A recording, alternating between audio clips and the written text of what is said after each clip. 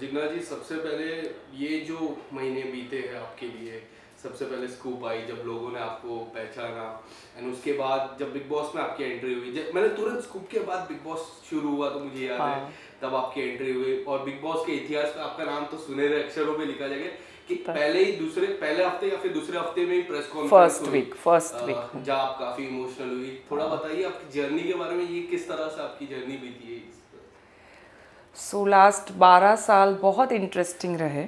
जैसे आप लोगों ने बिग बॉस में प्रेस कॉन्फ्रेंस में सुन ही लिया होगा, तो वो सब चीज़ दोहराने का कुछ मतलब नहीं है। बट हाँ, फ्रॉम इट्स मैंने जो बुक किताब लिखी है behind bars in Byculla, that's about a jail, my experience in jail. तो जर्नी वहाँ से स्टार्ट होती है और बिग बॉस तक की जर्नी। बिग बॉस भी एक जेल के जैसा है, सोफिस्टिकेटेड। तो वो पूरी 12 साल की जर्नी बहुत ही बहुत सारे शेड्स आए उसमें, चाहे आप स्ट्रगल बोलो या फिर बहुत कुछ सीखा मैंने, लोगों को पहचाना मैंने, अपने अपना अस्तित्व कहीं पे मैं छोड़ आई थी। तो शायद नहीं, बिग बॉस के ज़रिए वो सब जो मेरा कैरेक्टर असैसिनेशन वो टाइम पे हुआ, जो मेरे फैमिली को फेस करना पड़ा, मेरे लड़के ने फेस किया, वो बिग बॉस के आने से, बिग बॉस में जाने से कहीं ना कहीं वो सब पीछे निकल गया, ऐसा लग रहा है मुझे। यस, इसका पूरा क्रेडिट बिग बॉस को जाता है, नो डाउट अबाउट इट। इसी दौरान बिग बॉस में मुझे अभी भी याद है आपकी नावेद से अच्छी दोस्ती थी, रिंकू जी हाँ से अच्छी दोस्ती, मुनावर को एज अ स्मॉल ब्रदर आप देखते हो, हमने देखा है क्योंकि प्रेस कॉन्फ्रेंस हुए थे, he was that person who was crying a lot जब वो पीछे बैठे थे, मुझे अभी भी याद है, मैंने देखा था। आप अगर बताना चाहोगे, तुरंत मैं जंप करूंगा कि ये जो 2 हफ्ते हैं मुनावर के लिए, personally I know that person, Bigg Boss से नहीं, मैं लॉकअप से उससे जानता हूँ, he is very down to earth person, क्योंकि उन्होंने जो अपने करियर में देखा है ना, अब they people are judging him. Yes I know you have been to that scenario also that people जज यू। यस तो उन लोगों के लिए क्या मैसेज देना चाहोगे? डोंट जज जो बड़ी बातें होती है, there are always a yes story inside it. Obviously, हम एज अ ऑडियंस देखो या एज अ सोसाइटी, समाज, हमको जो दिखाया जाता है, हमको जो प्रेजेंट किया जाता है, हम उसी को देख के बहुत जज करते हैं लोगों को। जैसे आपने बोला, हाँ मेरा कैरेक्टर असैसिनेशन हुआ था वो टाइम पे, बहुत कुछ लोगों ने बोला मर्डरर है, क्योंकि वो ऐसा प्रोजेक्ट किया गया था। तो वो टाइम पे मैं लोगों को, मैं तो थी नहीं बाहर, कौन जस्टिफाई करता कि ये गलत है जो आप पढ़ रहे हो, ऐसा नहीं है। लोगों ने बोला, अरे मैंने कितना 33 बार गैंगस्टर से फ़ोन पे बात की, अरे मुझे पता है ना कितना किया है, क्या है, एक ही बार था। बट कौन बोलेगा, घर वाले लोग को तो किसी को कुछ पता ही नहीं था। लोगों ने बोला, अरे इसके साथ पर्सनल दुश्मनी थी। तो वन साइडेड सब कुछ चलता है। वेट, रुको, वो बंदे को बाहर आने दो। आज वो मुझे बड़ी बहन मानता हो, माँ मानता हो, मुझे कुछ नहीं पता है क्या, कुछ हर रिश्ते के नाम होने ज़रूरी नहीं है। बट इतना पता है मुझे कि मुन्ना ने मुझे बहुत रिस्पेक्ट दिया है, चाहे वो मुन्ना हो, नील हो या अभिषेक हो। ये तीनों बंदों ने अपने अपने हिसाब से या अपने अपने तरीके से बहुत, मतलब ये मैंने एक्सपेक्ट नहीं किया था। मेरे लड़का ने भी खुद ने मुझे बोला कि मम्मा इन लोगों ने तुझे मेरी कमी नहीं महसूस होने दी, ये बात सच है। तो आज मेरा लड़के के साथ अगर ये सब हो रहा होता जो मुन्ना के साथ होता, तो क्या मैं उसको छोड़ देती? नहीं छोड़ती ना, मैं जाके पूछती, मुन्ना ये क्या हो रहा है।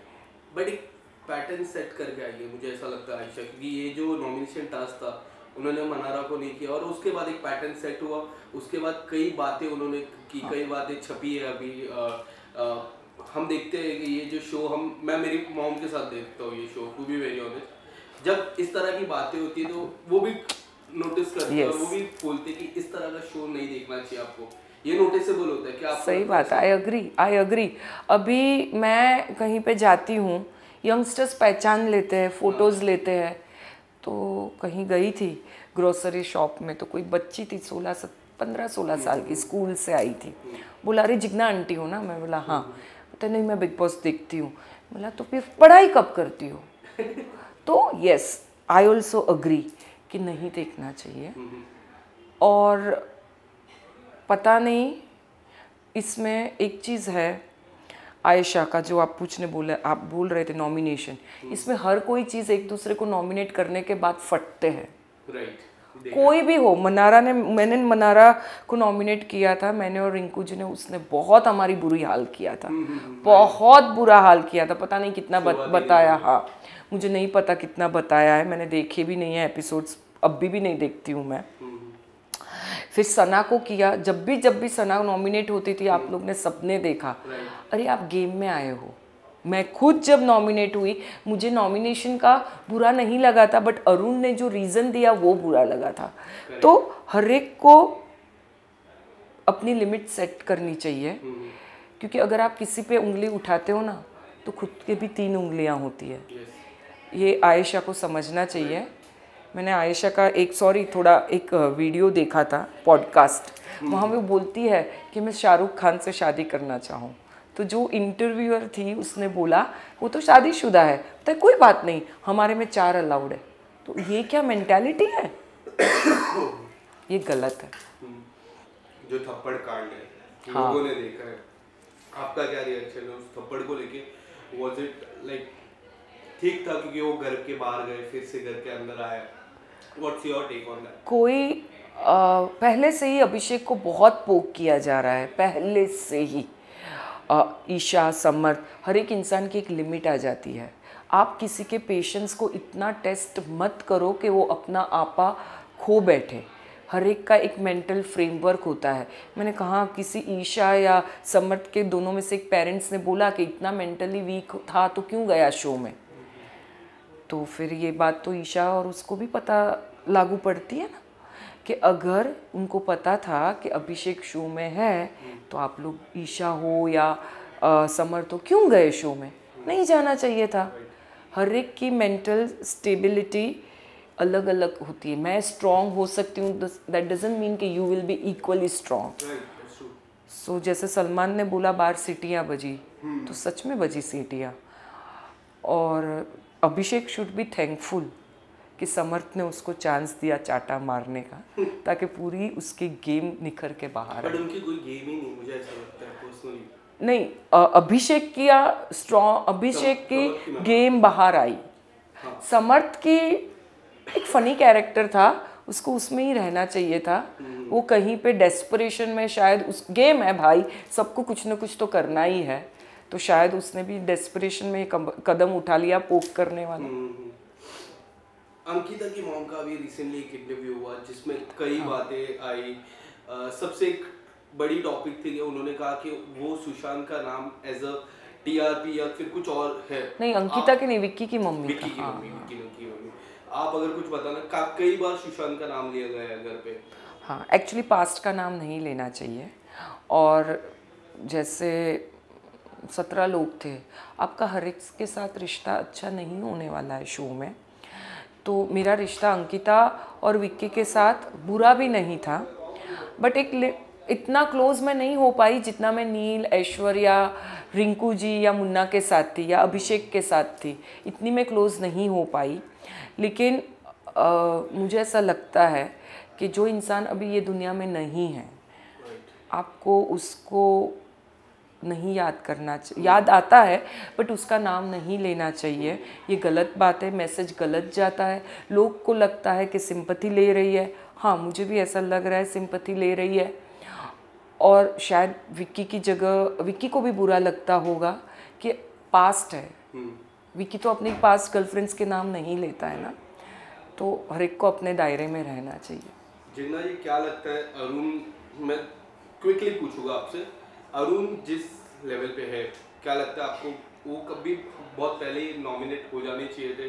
क्योंकि मैंने आपकी गेम देखी थी, मुझे ऐसा लगा कि टॉप 8 में आप तो डिजर्व करते थे मेरे हिसाब से। टॉप 8 बहुत लंबा, टॉप 5 बोल सकता हूँ मैं। एंड आपके टॉप 3 और विनर कौन है?